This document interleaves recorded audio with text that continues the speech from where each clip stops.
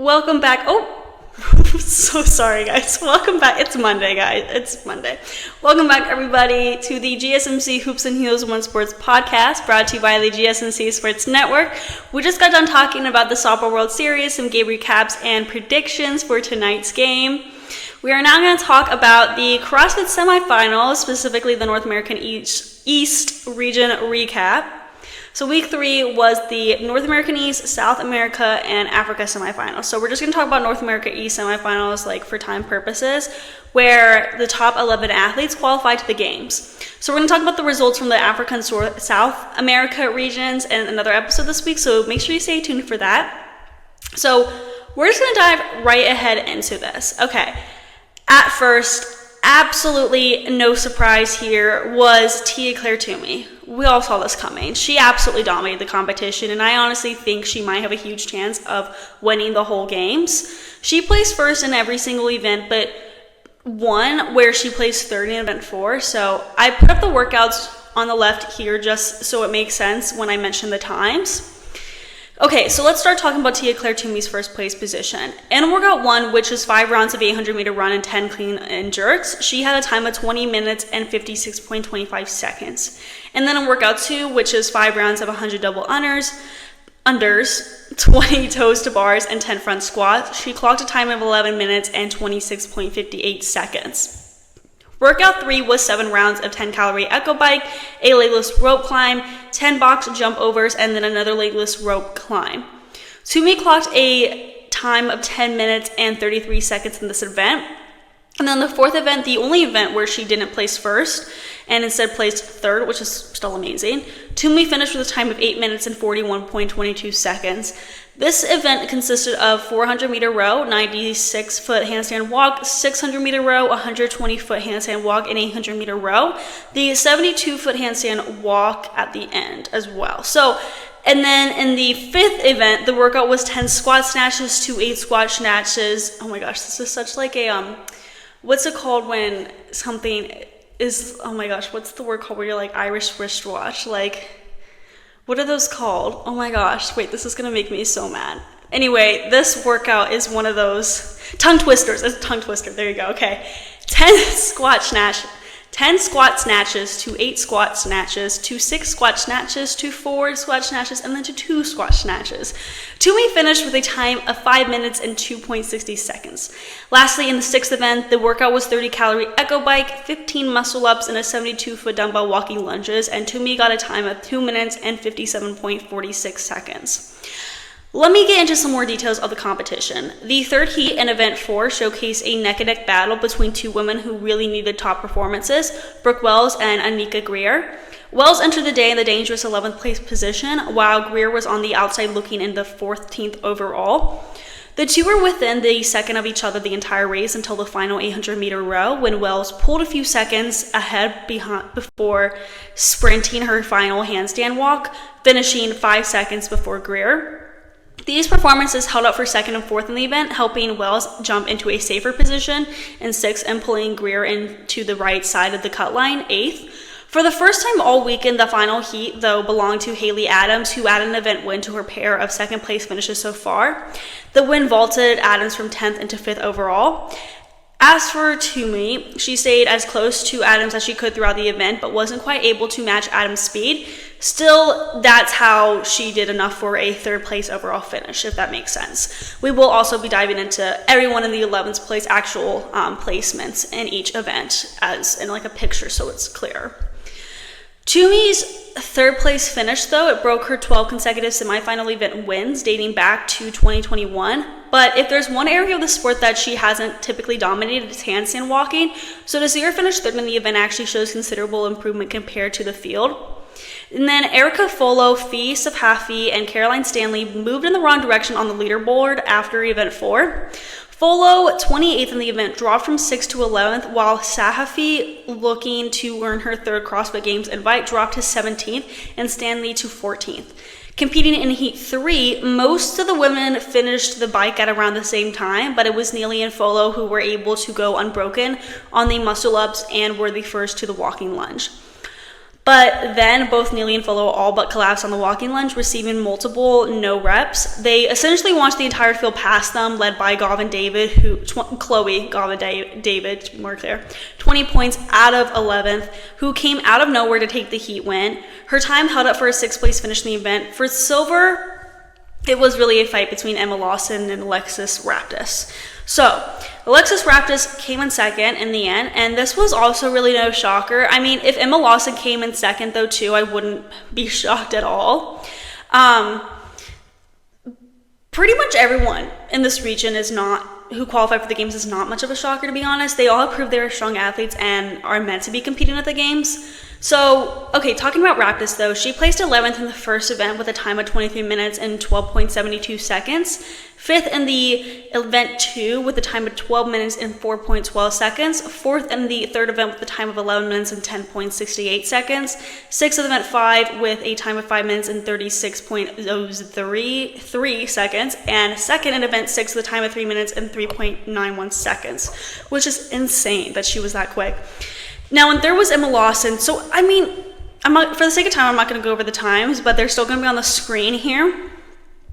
Honestly, if Emma Lawson and Alexis Raptis switched places here, I wouldn't have been shocked. Like, I felt like it really could go either way for them on 2nd and 3rd. So, in event 1, Lawson placed 3rd, 7th in the 2nd event, 3rd in the 3rd event, 12th in the 4th event, 3rd in the 5th event, and 12th in the 6th event. Wow. If Lawson did not place 12th in 2 events, I definitely think she would have been more of a threat to the 2nd place position. She was pretty much right there with Raptis the entire time, and I think it could have gone either way with them, like I said. And it was really just a battle between the two for 2nd and 3rd. 4th and 5th place was not shocking in the end. Danielle Brandon placed 4th, 5th in event 1, 8th in event 2, 7th in event 3, 10th in event 4, 10th in event 5, as well, and 5th in event 6. She had really good positions here, but she was not able to place in the top 3 in any events, which put her back a bit. 5th was Shelby Neal. She was 15th in event 1, 12th in event 2, 12th in event 3, 7th in event 4, 2nd in event 5, and 8th in event 6. Getting 2nd in event 6 really boosted her up there. Her other placements were good, don't get me wrong, but not the best. I definitely think she could have done better in some events. But it was her 2nd in event 5 that really helped her there and really made her shine in the competition. Haley Adams was in 6th. Like I said earlier, she placed 2nd in event 1, 35th in event 2, 2nd in event 3, 1st in event 4, 8th in event 5, and 15th in event 6. Okay. So here's the thing. We know she has amazing upper body strength and is really skilled at the rope climb. So she had that advantage in all of the events other than event 2. If she had gotten a better place in event 2, she would have placed in the top 3, I think. Still being in 6 because still being in 6 is good because she qualifies for the games. But this competition really showed what she needs to focus on and work on in order to get to the top 10 finish at the games, is what I mean by that. But event 4 is where Toomey was unable to finish in the first place position. So Haley Adams really showed that, she has that strength. The opposite kind of, I mean, they have the same gifts and skills and all that I'm saying, but I think it's just interesting how she kind of took that first place position away from Toomey in a way. So Brooke Wells finished in 7th.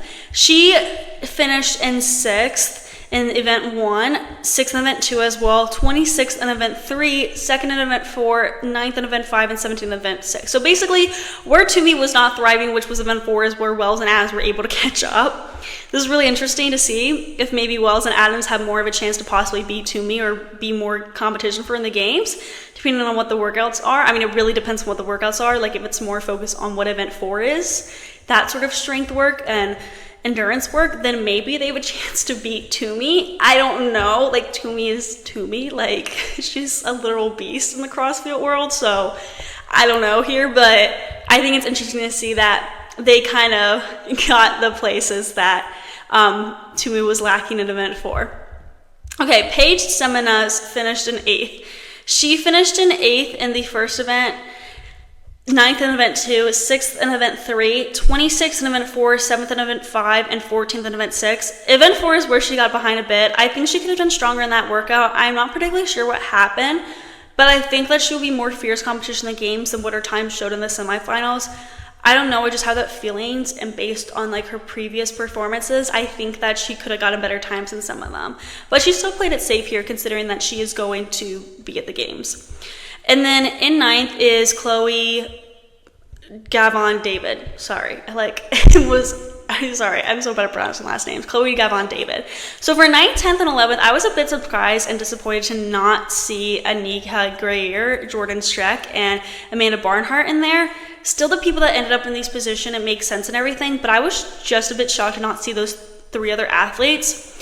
Okay, so in 9th, Chloe Gavon David, she finished in 19th in event 1, 18th in event 2, 18th in event 3, 8th in event 4, 14th in event 5, and 6th in event 6. Her placements were good, but they just never were standouts during the semis because she didn't place in the top 5 in any, so you didn't really hear her name. So it was a bit of a shock to see her up there. Still, it's good that she was, able to qualify despite not being in the top 5 in any event. Now at 10th was Caroline Stanley. She got 4th in event 1, 11th in event 2, 16th in event 3, 34th in event 4, 11th in event 5, and 13th in event 6. And then at 11th place was Lexi Neely. I guess having Neely isn't much of a shock, but to be honest, you don't hear much about Stanley, and that's why it was a bit shocking, if that makes sense. I want to be clear, though, that it makes very sense that Stanley is placed 10th. She is very, very strong and naturally athletic, but I was just really surprised to not see some of the other athletes in her position instead. Anyway, back to Neely. She placed 28th in event 1, 2nd in event 2, 14th in event 3, 16th in event 4, 5th in event 5, and 25th in event 6. Her event 2 and event 5 went really smoothly, clearly, and I was impressed with her performance there. I'm very excited to see how these people do in the games. North American East has such tough competition here. All these 11 women are amazing, and I'm very excited to see them compete at the games. I definitely think Tia-Clair Toomey has the chance to actually be the winner of the games. I will be giving my predictions sometime in the future of who I think is going to actually win the game, so make sure you stay tuned for that. Okay. That concludes our show for today. Thank you guys for tuning into the GSMC Hoops and Heels Women's Sports Podcast, brought to you by the GSMC Sports Network. Your support means a lot to us, so please remember to subscribe to the show and leave a positive review. It really does make a difference. We also invite you to follow us on Facebook, Twitter, TikTok, and Instagram for more content and updates. Thank you guys once again, and have a wonderful day.